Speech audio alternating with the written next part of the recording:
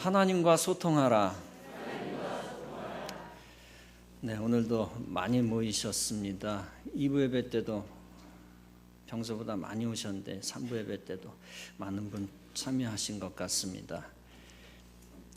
최근에 전 지구적으로 많이 회자가 되고 있는 지구적 담론이 여러 가지 있습니다. 그 중에 중요한 것 세 가지를 꼽는다면 첫째로 복지입니다. 둘째로 생명입니다. 세 번째로 소통입니다.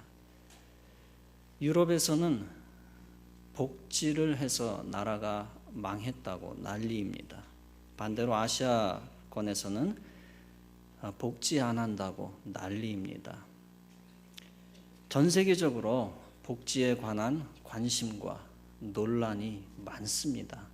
아메리카에서도 복지가 최대 화제 중에 하나입니다. 둘째로 생명입니다. 과거에는 독재국가에서 사람을 많이 죽여도 아무 소리 못했습니다. 그러나 이제는 전 지구적으로 사람을 많이 죽인 독재자가 서지 못하는 시대가 되었습니다. 얼마 전에 수많은 자국민을 죽였던 카다피가 살상되었습니다. 아랍의 봄이라고 해서 여기저기서 계속 소요가 연쇄적으로 일어납니다. 이제 시리아 대통령이 위기에 몰렸습니다. 아랍 국가들까지도 등을 돌리기 시작했습니다. 마귀짓에 앞장서 왔던 김정일과 김정은의 생명도 이제 위태합니다. 전 세계적으로 생명에 대한 관심이 많이 고조가 되었습니다. 셋째로는 소통입니다.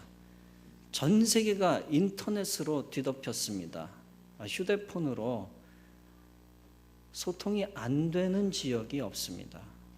의사소통 다 합니다. 최근에는 스마트폰이 정치와 문화를 바꾸고 있습니다. 지식 공유, 의견 공유, 감정 공유의 시대가 되었습니다. 뭔가를 알아도 혼자 알고 끝내는 법이 없습니다.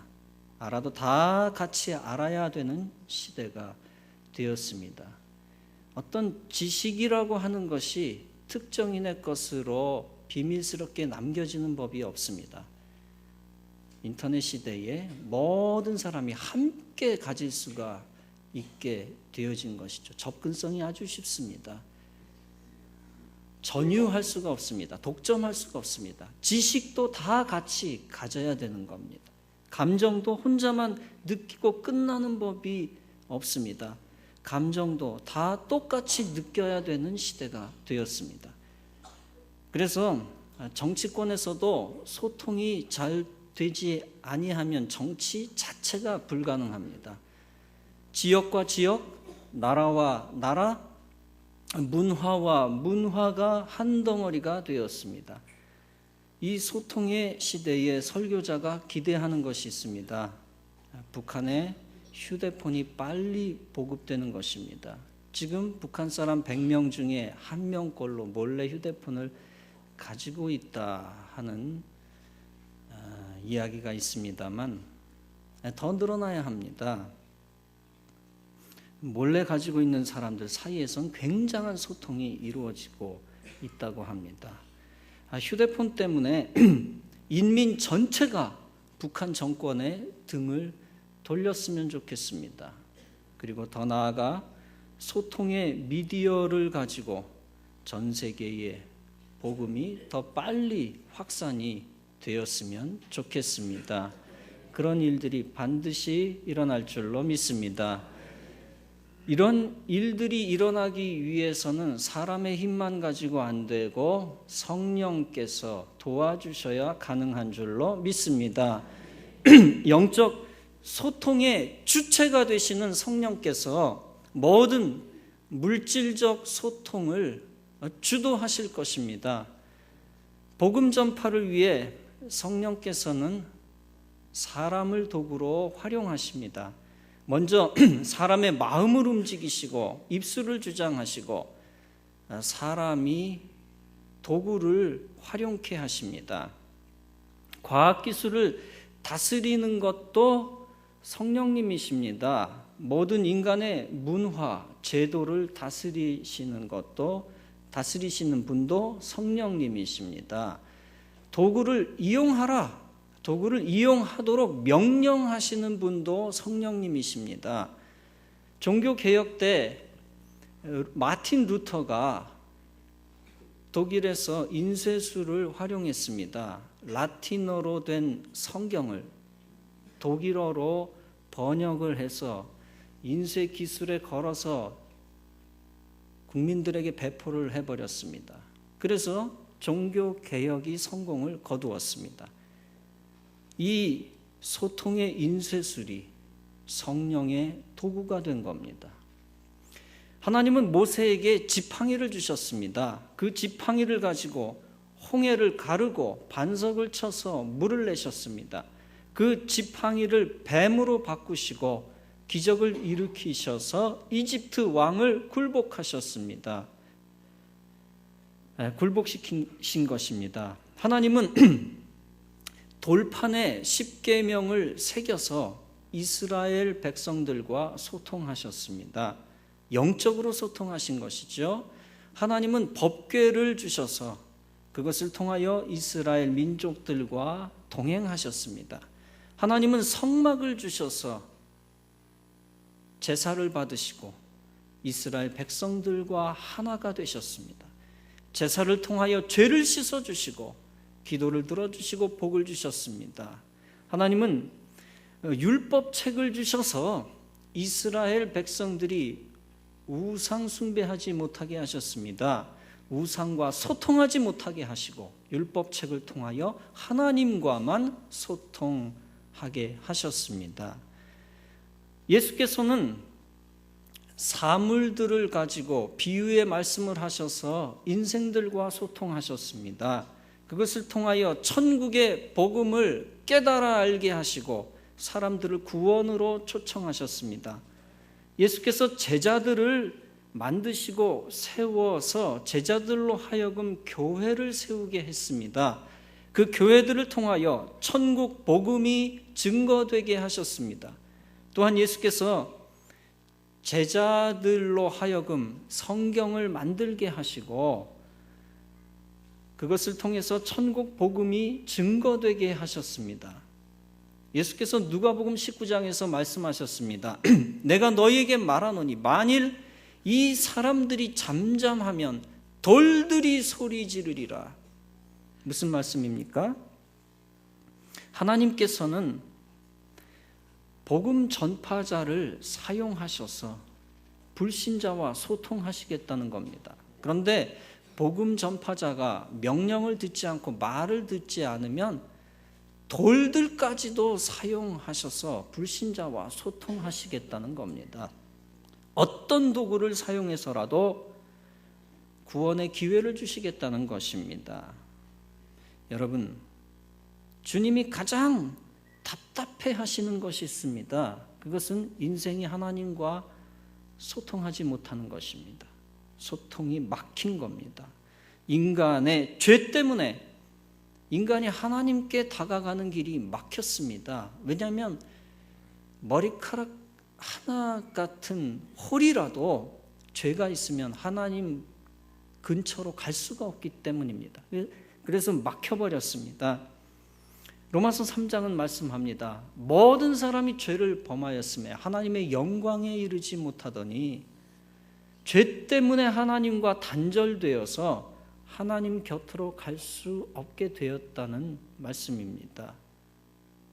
하나님 곁으로 가지 못하면 어떻게 됩니까? 허공을 떠돌게 됩니까? 결코 그렇지 않습니다.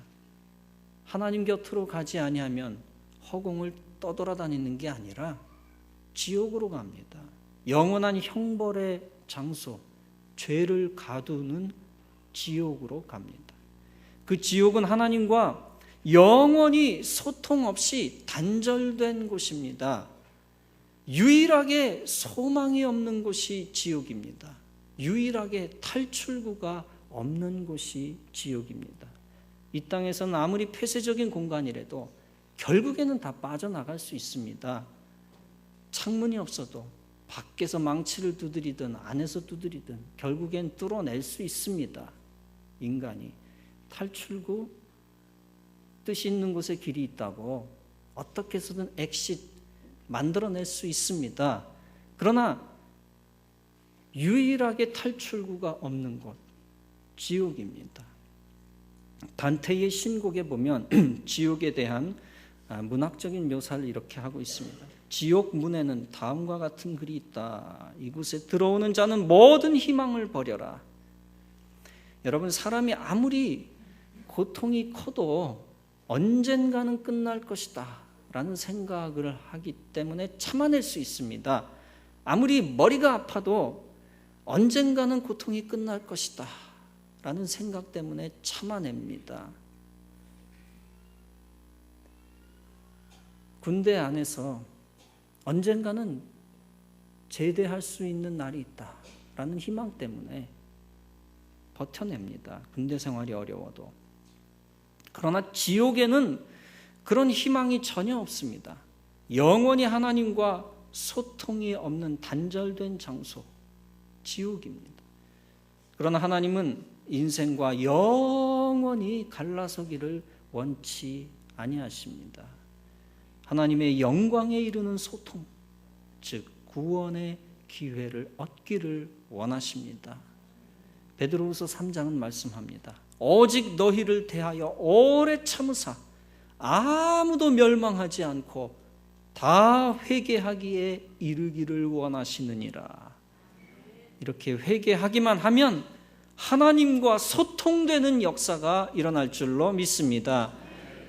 본문 에베소서 2장은 말씀합니다. 그는 우리의 화평이신지라 둘을 가지고 하나로 만드사 중간에 막힌 담을 허시고 또 십자가로 이 둘을 한 몸으로 하나님과 화목하게 하려 하심이라. 원수된 것을 십자가로 소멸하시고. 이렇게 우리 주님은 죄인과 소통하여 구원하시기를 간절히 원하시는 줄로 믿습니다. 그 구원을 위하여 그리스도를 대신 십자가에서 제물로 삼으셨습니다. 그래서 십자가를 통하여 죄로 막힌 담을 헐어주셨습니다. 하나님이 답답해 하시는 것은 인생이 소통을 거부하는 것입니다. 마가복음 8장은 말씀합니다. 너희가 아직도 알지 못하며 깨닫지 못하느냐? 너희 마음이 둔하냐? 눈이 있어도 보지 못하며 귀가 있어도 듣지 못하느냐? 또 기억지 못하느냐? 요한계시록은 내내 말씀합니다. 귀 있는 자는 성령이 교회들에게 하시는 말씀을 들을지니라. 마가복음 3장은 말씀합니다. 저희 마음의 완악함을 근심하사, 다시 말하면 완악함을 보시고 근심하사 노하심으로 저희를 둘러보시고 그 사람에게 이르시되 내 손을 내밀라 하시니 그가 내밀매 그 손이 회복되었더라. 마음이 우선 다쳐 완악하면 하나님이 근심하신다는 겁니다. 그런데 손을 내밀면 하나님이 기뻐하시고 회복시켜 주신다는 것입니다. 이렇게 인생의 하나님과의 소통을 거부하면 하나님은 깊은 슬픔에 빠지십니다. 하나님이 근심하시면 하나님만 근심하고 끝나는 게 아니라 그 인생이 근심 가운데 빠집니다.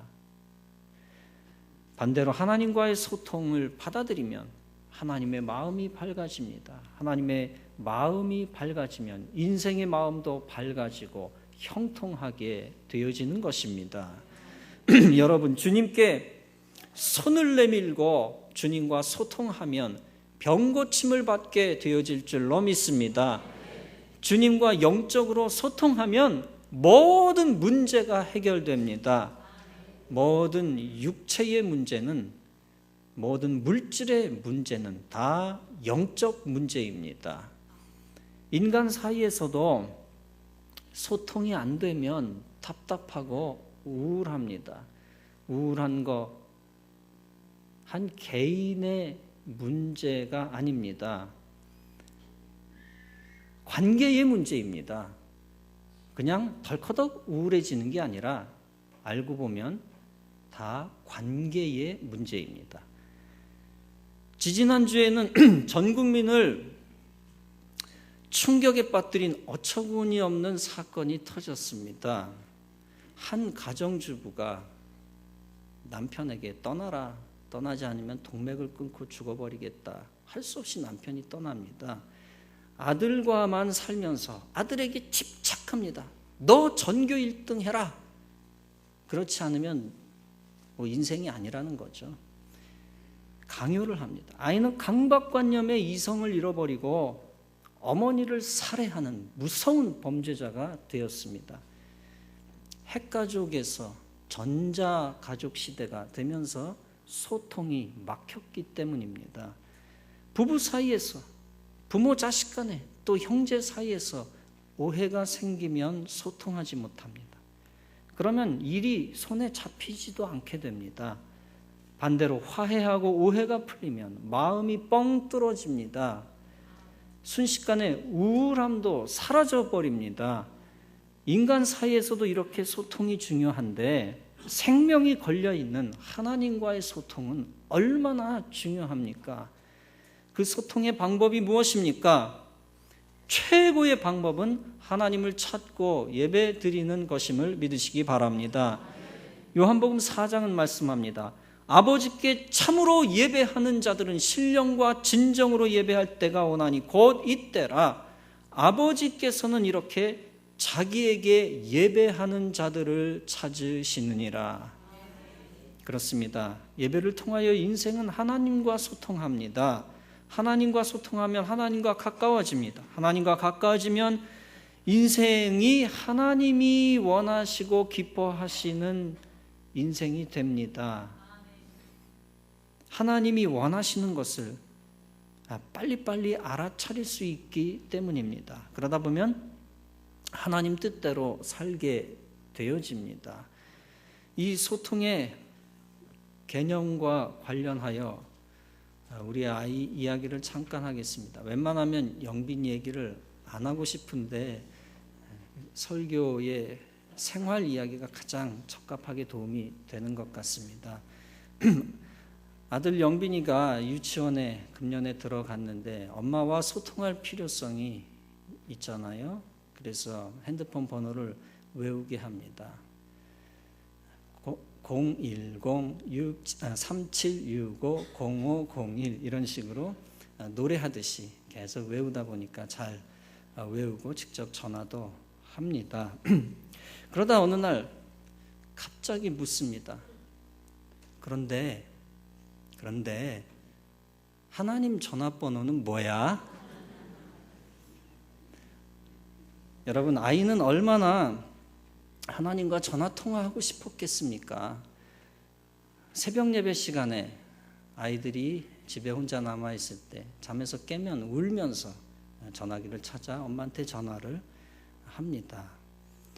엄마 목소리를 듣고 나면 그때야 비로소 안심을 합니다. 전화로라도 소통을 하니까 엄마가 옆에 있는 것처럼 느끼는 것이죠. 아무리 지리적으로 멀리 떨어져 있어도 목소리를 들으면 소통하면 바로 옆에 있는 것이나 다름이 없다고 느끼는 거지요. 아이들뿐입니까? 우리 어른들도 하나님과 전화통화만 할 수 있다면 그 기쁨이 얼마나 대단하겠습니까? 성도 여러분, 하나님께 드리는 기도는 하나님과의 소통의 방법인 것을 믿으시기 바랍니다. 하나님께 우리가 통성기도하는 것 역시 하나님과 소통하는 방법입니다. 또 통성기도를 안 하고 눈을 감고 가만히 있기만 해도 역시 그것도 하나님과 소통하는 것입니다. 눈을 감았다고 하는 것은 중요한데 세상과의 소통을 잠시 보류하고 끊었다는 얘기입니다. 그리고 하나님과의 소통의 길을 열기 시작했다는 뜻입니다. 하나님께 질문하고 하나님께 하소연하고 때로는 탄식하고 하나님께 때로는 때를 쓰고 하나님께 간구하고 하나님께 이야기를 합니다. 이런 질문, 하소연, 이야기를 통해 하나님과의 소통이 시작되는 것입니다. 물론 눈을 감는 것이 중요한데 그러나 소통은 눈을 감아야만 되는 건 아니고 운전을 할 때 눈을 뜨고 기도를 하고 하나님과 대화를 하고 하나님께 아뢰면 그것도 하나님과의 소통이 되는 것입니다. 사람과의 대화 모드를 멈추고 하나님과의 기도 모드로 들어가는 순간 변화가 일어나기 시작합니다. 바로 하나님과의 보이지 않는 영적 교감입니다. AM 라디오에서 FM 라디오로 버튼을 누르면 다른 전파에 순식간에 접속이 되는 것입니다. FM 라디오에서 TV로 모드를 바꿔버리면 순식간에 또 다른 전파에 접속이 되고 있는 겁니다.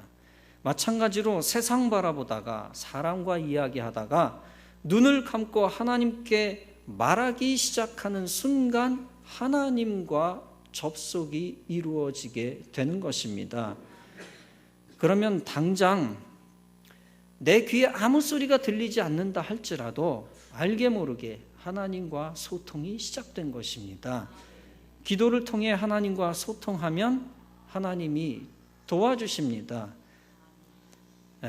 마태복음 6장은 말씀합니다. 너는 기도할 때 골방에 들어가 문을 닫고 은밀한 중에 계신 네 아버지께 기도하라. 은밀한 중에 보시는 네 아버지께서 갚으시리라. 그러면서 예수님은 너희는 이렇게 기도하라 라고 말씀하시면서 주기도문을 가르쳐 주셨습니다.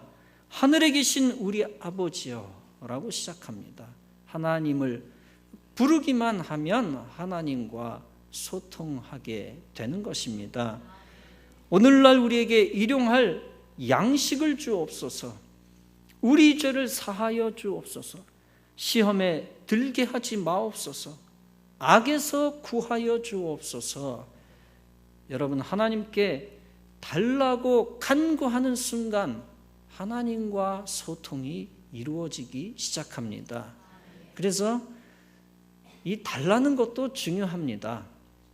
소통의 방법이기 때문이에요. 마태복음 7장도 말씀했습니다. 구하라 그러면 너희에게 주실 것이요 찾으라 그러면 찾을 것이요 문을 두드리라 그러면 너희에게 열릴 것이니라. 여러분, 인생은 약합니다. 약한 인생이 강한 하나님을 의지하는 것은 아주 자연스러운 것입니다. 강한 하나님 의지하고 뭔가 구하기만 해도 하나님과의 소통이 시작됩니다. 하나님과 소통이 이루어지면 억울함도 해결됩니다. 인생에 막힌 것은 뚫어지게 되고 무엇보다도 하나님의 영이 다가옵니다. 하나님의 영이 다가오면 하나님과 동행하게 되고 하나님 뜻대로 살게 됩니다. 그리고 하나님의 영이 우리의 마음과 생각과 몸에 들어와 영적 기쁨이 넘치게 됩니다. 각 가정에서 식사 기도할 때 대표 기도할 때가 있고 또 각자 기도할 때가 있지요. 가정에서 가끔씩 우리 각자 기도하고 식사하자라고 이야기를 합니다. 그랬더니 각자 기도하자라고 했더니 영빈이가 말합니다. 진짜 기도 말고 가짜 기도 말이지. 아이는 그동안 각자 기도를 계속 가짜 기도라고 알아들었던 겁니다. 우리 친척이 그 얘기를 듣고 영빈이에게 묻습니다. 그럼 영빈아, 진짜 기도는 뭐야? 그랬더니 말하면서 기도하는 게 진짜 기도라는 겁니다. 그럼 가짜 기도는 뭐야? 이렇게 말 안 하고 기도하는 게 가짜 기도랍니다. 자, 각자 기도합시다 하면 사람들이 다 이러고 있으니까 그렇게 생각을 해왔던 것이죠. 여러분, 아이는 충분히 각자라는 단어를 가짜라고 잘못 알아들을 수가 있습니다. 그건 큰 문제가 아니죠. 소리내어 기도하든 입 다물고 각자 기도하든 기도는 무조건 하나님과 소통하는 놀라운 능력이 되는 것입니다. 진짜 문제는 하나님과의 소통이 완전히 단절된 인생입니다. 기도 자체가 뭔지 모르는 인생입니다. 답답할 때 하나님께 하소연할 줄도 모르는 인생입니다. 하나님, 예수님, 성령님 이렇게 삼위일체 하나님을 불러본 적도 없는 인생입니다. 하나님께 기도할 줄 모르는 인생은 하나님과 소통이 안 되는 단절된 인생입니다. 하나님과 단절된 인생은 사실상 끝장난 인생입니다. 아무리 국회의원, 법조인, 고위 공무원이라 할지라도 그 인생은 끝난 인생입니다. 오늘 하필 마침 김희철 국회의원 예배 드리고 계신데 국회의원, 법조인 이 단어 준비된 원고 속에서 들어가 있는 말입니다.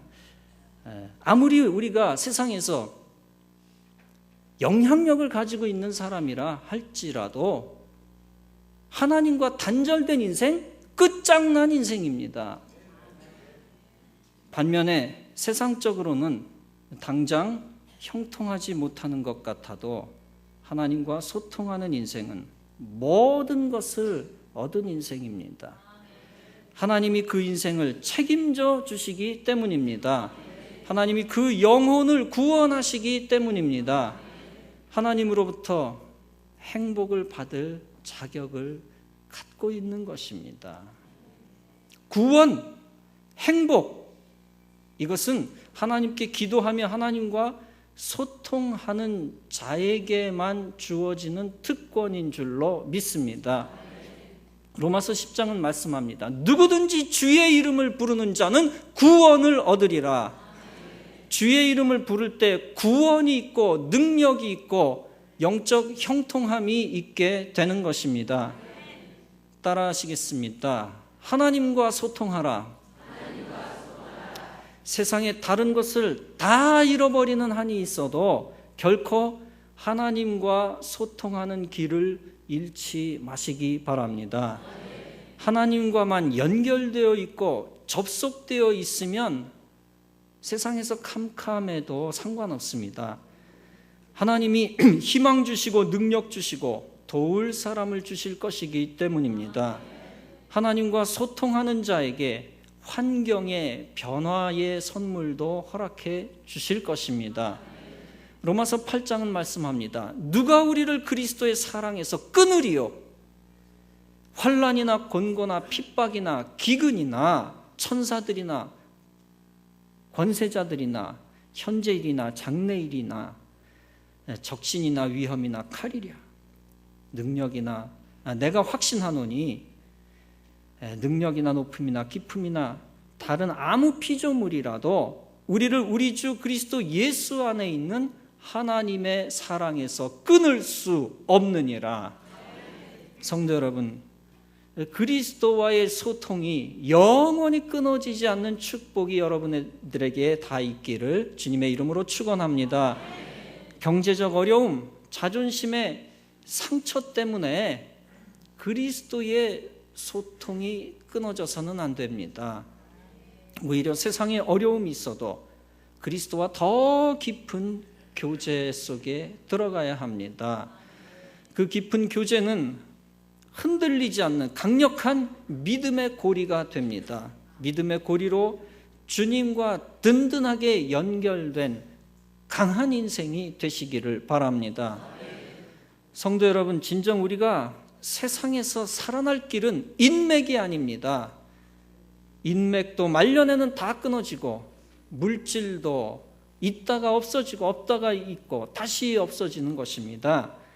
그것이 우리에게 진정한 생명과 기쁨을 주지 못합니다. 세상 죄악과의 소통은 파멸과 두려움과 우울함과 후회와 탄식만을 가져다 줍니다. 반면에 거룩하신 삼위일체 성부, 성자, 성령님과의 소통은 영원히 소멸하지 않는 구원을 가져다 주는 것입니다. 그 이름을 찬양하며 예배드리고 그 이름을 부르며 기도할 때에 영원한 기쁨이 있습니다. 영적으로 소통하는 거룩한 하나님과의 관계가 모든 환경을 뒤바꾸는 능력이 있는 것입니다. 그리고 하나님과 연결된 마지막 믿음의 끈만이 모든 불신앙과 죄악과 불의를 이기게 합니다. 주님과 연결된 거룩한 끈을 붙잡는 자만이 마지막 순간에도 웃을 수가 있고 사명을 감당할 수가 있는 것입니다. 이와 같은 믿음을 가지고 믿음으로 드리는 예배와 기도를 통하여 주님과 소통하여 최후 승리를 거두는 하나님의 거룩한 백성 다 되어지시기를 주님의 이름으로 축원합니다.